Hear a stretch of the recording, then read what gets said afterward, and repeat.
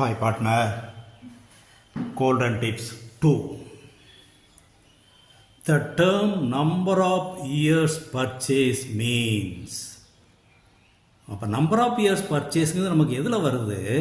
Valuation of குட்வில்ல average profit method, super profit method, அதில் தான் இதை கொடுக்குறாங்க. அப்போ அது என்ன மீனிங்? குட்வில்ங்கிறது ஒரு ஃபேர்மு எக்ஸஸ் ப்ராஃபிட் ஏர்ன் பண்ணணும், அதே நேரத்தில் இதே போல் இன்னும் எத்தனை வருஷம் ப்ராஃபிட் ஏர்ன் பண்ணுவாங்க அப்படிங்கிறது இருக்குது.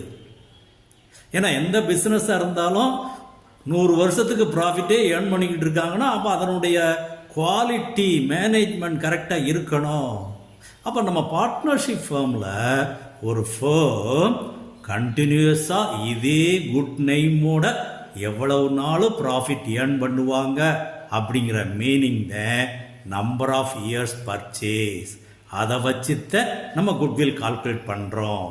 அப்போ மீனிங்கை பாரு, the number of years during which the purchase of goodwill expects that the profits due to goodwill are likely to arise in future.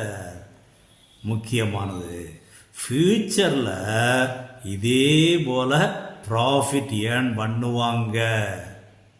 எத்தனை வருஷத்துக்கு? That is number of years.